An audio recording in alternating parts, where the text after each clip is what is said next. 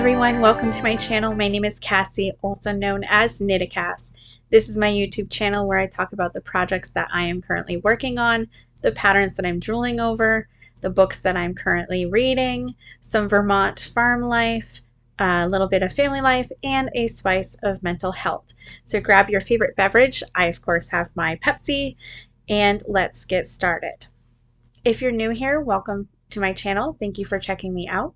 If you're a returning viewer, thank you for coming back. I have no finished objects. This podcasting once a week is probably going to make my finished objects look much smaller. It is motivating me to knit a little bit faster so that I can have stuff to show you.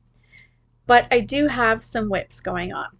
In this bag by NSP Designs, she's no longer making bags, I have the pumpkin spice latte socks, and it is in the colorway Basic Bitch, and that is by Fiber Stash Dye Works. They are a Vermont indie dyed company, and I am not sponsored by them, although I do talk about them a lot. They are my favorite. And I have my rose covered cage mitts.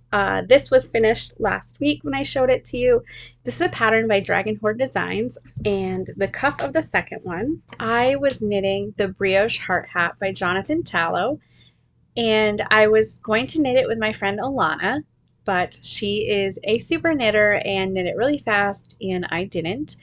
I started a little later and I was confused about some of the setup row, so it took me a little bit longer, and then I did the ribbing and I was getting in the flow of brioche. It can be kind of meditative once you get the hang of it.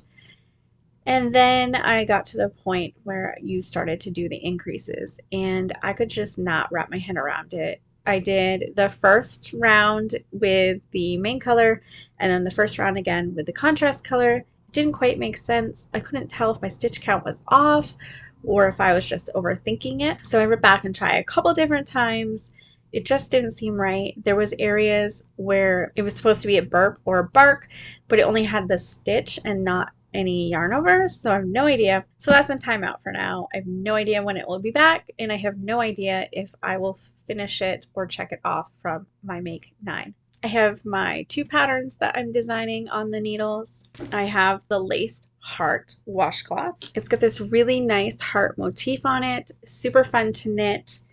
I started it 3 or 4 days ago, and it's kind of slow only because the chart for it is very tiny, and so it's really easy for me to lose count of what row I'm in. And it is pretty specific because it has knit two togethers and yarn overs and this really nice slip stitch that's kind of reminds me of like binding off a stitch. So I can only work on that when I can focus a little bit. I don't need all of my brain on it, but I do need some of it. However, my friend Mertez from Knitty Natty's Love and Stitches membership has explained to me that you can upload a photo of a pattern into Knit Companion, which is a knitting app that helps you keep track of where you are in your pattern. It has a blue bar that goes kind of sideways, so you know exactly what stitch you're on.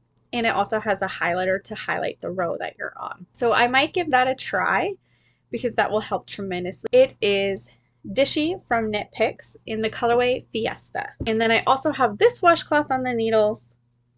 It's a little bit bigger than I normally would cast on. I just randomly chose a number. I think it was 50 stitches while I was at a basketball game last night. It was a double header JV and varsity, and the games were so intense that even just knitting straight garter stitch was a little complicated. There is 2 games that I'm watching again today for the middle school, so I will probably have that washcloth done today. In case I didn't mention this last week, my cabled sweater is on hold. I was going to knit the Monte Rio by Stephanie Talent.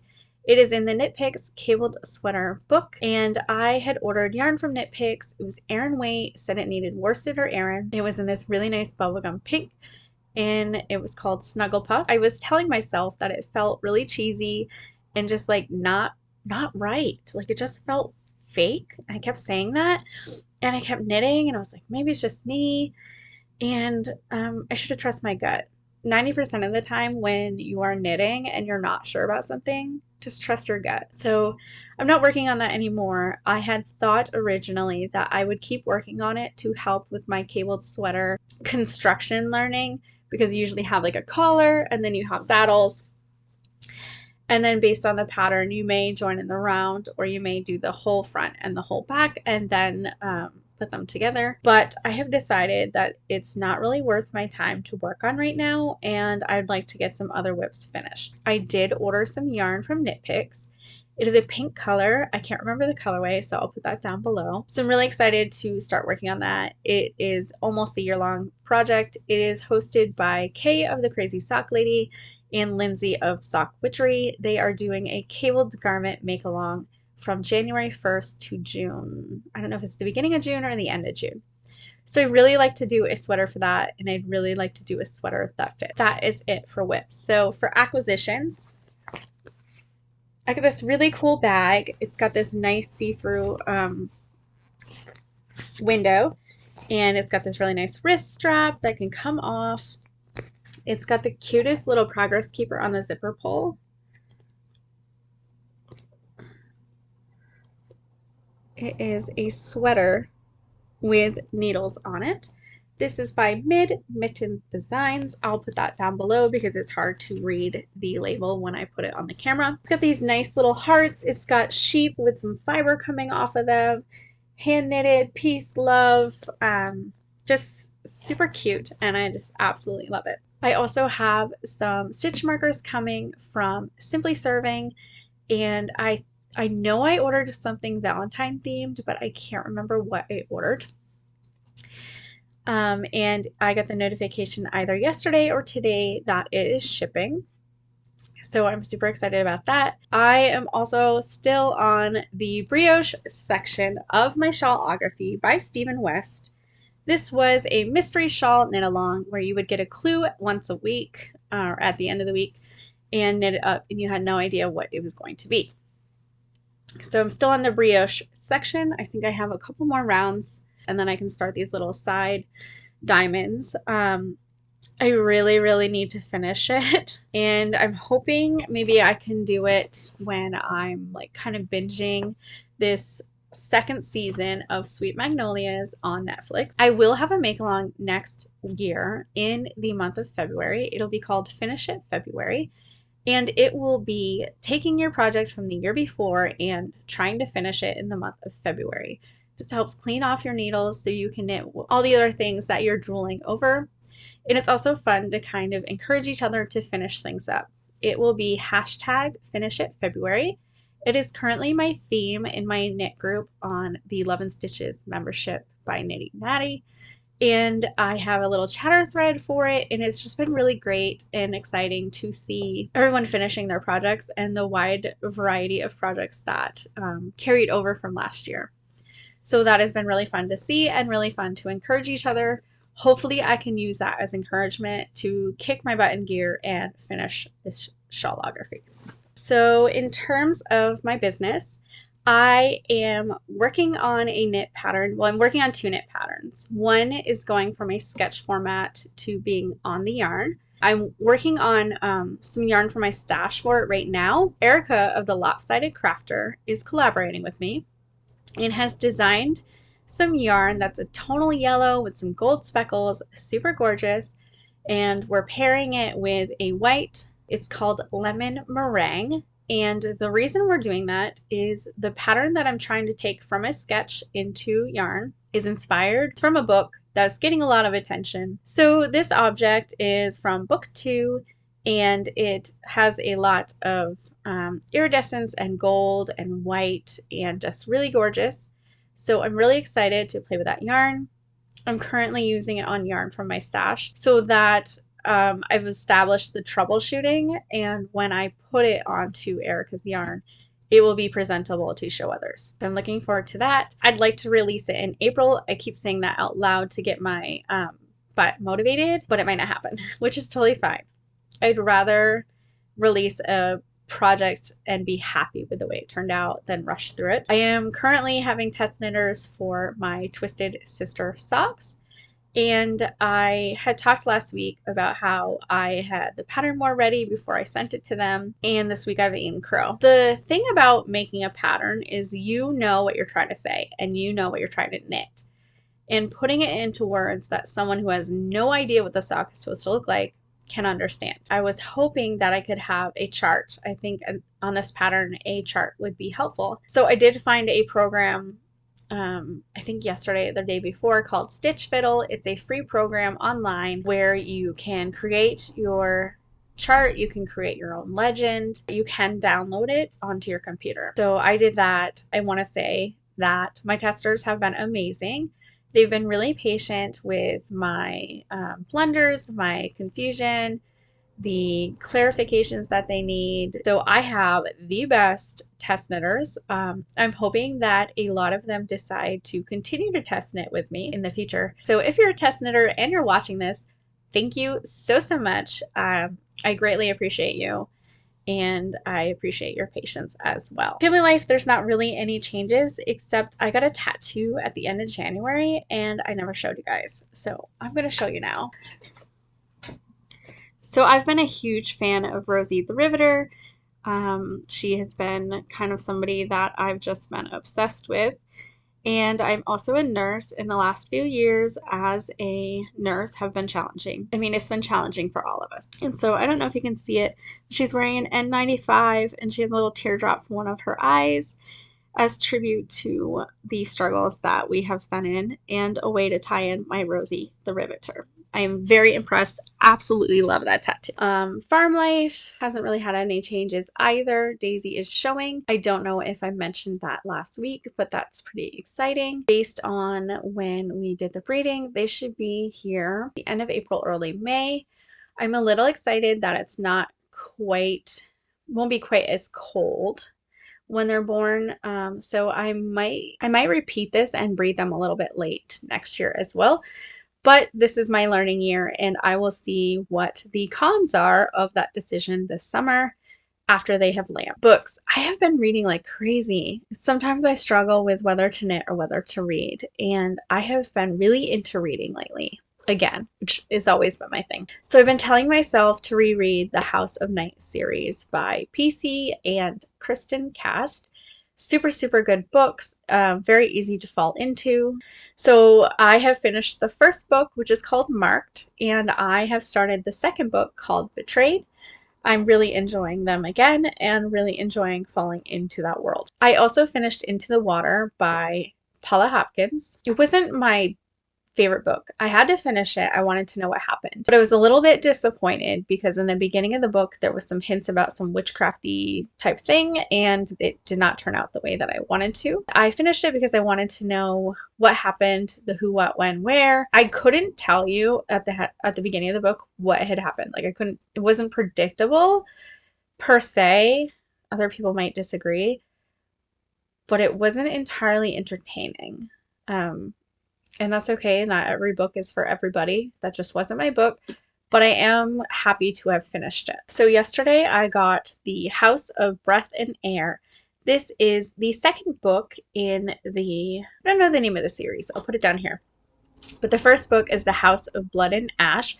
It is by Sarah J. Maas. She is my absolute favorite right now for young adults. I could not wait for a physical book to come in the mail. I had to have it instantly. So I ordered it on my Kindle. I do plan on starting that today. I think it will be my reward for getting my to-do list done. If you've been around for a little while, you might know that I kind of bribe / self-motivate myself by rewarding myself when I get things done. And it could be anything as picking up a certain knitting project, watching a show, reading a book, anything that I really want to do, and I motivate myself to do my to-do list first. I also want to pick up today this Raising Animals for Fiber book. I bought this when we first got the sheep and I read through it, but I would like a refresher on it and kind of learn more about the fiber piece right now. My sheep are growing this really awesome coat of wool, and I just can't wait to play with it. It's super crimpy, it's super thick, and I'm really curious to know how much poundage I'm going to get off of them, and just a refresher of how to card it and process it to send it to a mill. Defy the Night book that I was reading, I've kind of put on hold. I'm very interested in reading the House of Breath and Air and the House of Night book. I used to be able to read 3 books and keep the plot line, like understand the plot line and remember where I was. I can't do that anymore. I can only do 2 books at a time. And these 2 books are holding my attention more. It's not because Defy the Night is a bad book or because it's boring. I've actually not even given it a chance to dive into it enough to know how I feel. I think I'm maybe read a chapter. I also signed up for this program called the Voracious Readers, and basically what it is you get put on a mailing list, and indie writers that are involved in this program will send you emails about their books, of what the book is about and what genre it is, and if you decide to want to read it, you let them know and they'll send you a free copy. And the caveat is that you read it and do a review, which will help boost their sales. I have currently picked up 4 or 5 of those books, transferred them to my Kindle. So I'm trying to decide whether to put those books first and kind of get them out of the way so I can click accept on other books. I don't think it's fair for me to keep clicking accept for all the books I want to read, even though it's hard, when I haven't even started the other books. So stay tuned. If I really like them, I will probably give them a shout out on my podcast. So for my spice of mental health, I always do a spice of mental health at the end of my podcast. Mental health is super important to me. It is a key component of surviving in this crazy world that we live in. Everyone has their own struggles. It doesn't matter basically, it doesn't matter what type of life situation they're in. We all have battles and we're all trying to survive living in this world. And the best way to boost our resilience and help us do that is by taking care of our mental health. So I usually will say something, a suggestion of something for you to try. So this week it is affirmations. An affirmation is something that you say to yourself that is positive to help yourself believe it. So by saying an affirmation, it will make you feel more empowered and help you believe a statement that maybe would have been hard to accept. For example, I've been having a lot of body image thoughts this past couple weeks. And so an affirmation would be something along the lines of, I am comfortable in the body I live in, or I am proud of my body being able to produce lives. It can also be things like, I am enough. I am tougher than my battles and my obstacles. I am pretty. I am strong. I am destined for success. Whichever ones that you are struggling with or you know that you could consistently say. And these affirmations could be something that you find online or find through an app. There's several apps that help you with the affirmations. Some are free, some are not free, so you have to look around and find that one that fits for you. Or you can make up your own and say those to yourself. You can also look up affirmations on the internet and come up with a variety of options, and you would choose the ones that fit you. I know that some people will put them on little sticky notes and put them on their mirror. That way in the morning when they're getting ready for the day, they can see them and they can say them to themselves. And the idea behind this is to boost your confidence, boost your morale, and basically repeat all these positive things to yourself so you start to believe them. So my suggestion to you for this week, or homework as you will, is to choose an affirmation that is something that you feel comfortable saying to yourself or an area that you want to focus on, and say it to yourself as consistently as you can. I really hope that it helps boost your morale and mental health this week. As always, thank you for joining me. Bye!